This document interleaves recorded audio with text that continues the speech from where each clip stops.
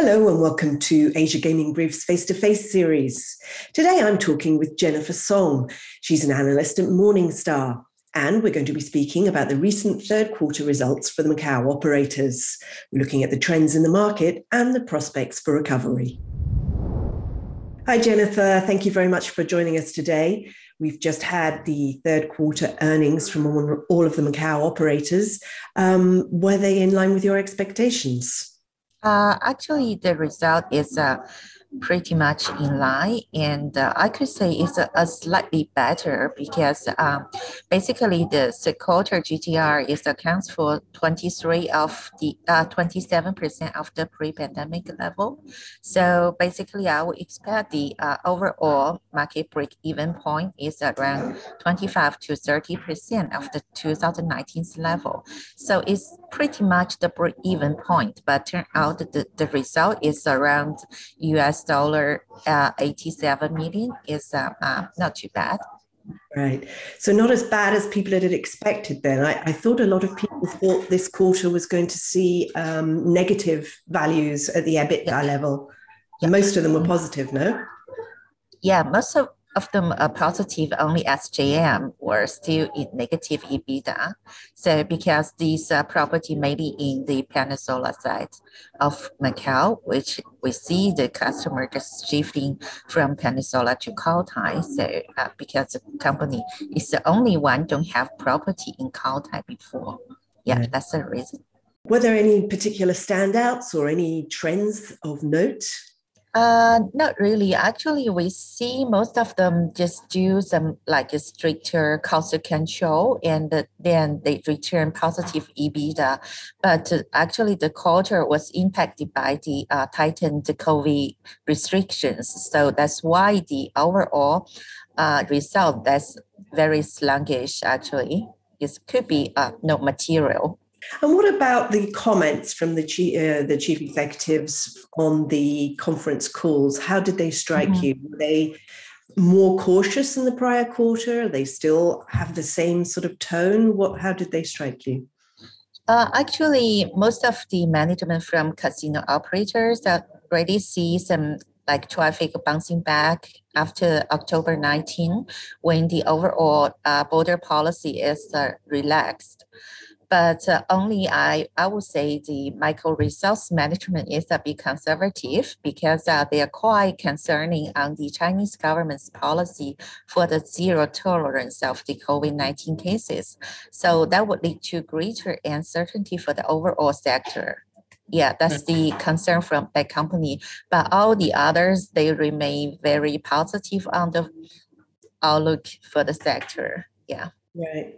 And what about comments on the gaming law amendments? Was there anything to note there?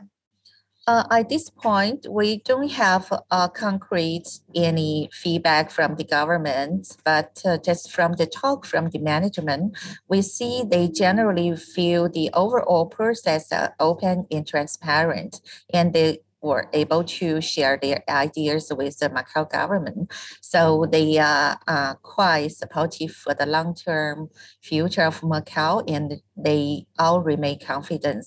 But we still wait for some clarifications on certain terms. I see at the end of last month, the government gives some explanation of certain terms. So that is the part of the concerns. Overall, we will believe the government to be very rational to make the final decision, which is to boost the Macau's competitiveness over long term. Yeah. Right. And in terms of yourself, when do you see this recovery in Macau taking hold? Actually, recovery, I think this pretty much depends on the border policies. At this moment, we see the border policy just relax a little bit, just particularly just removal of the 14-day quarantine measure by mainland China. So that's quite important to the city. And we already see visitors rebound to above like 20,000 per day from like 1,000 per day during the Golden Week. So that is a reasonable rebound. And management also comment that the trend, it looks good, but still there's uncertainty on future policies.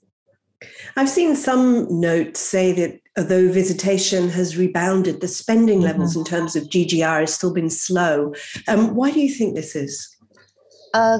From our check, currently the GGR is around 235 million per day, which we think that's a pretty reasonable because you know currently the northern part of China still suffer from the rising COVID cases. So that number is still reasonable in our view. It's not too bad. And when do you think China might allow IVS visas to be issued electronically again?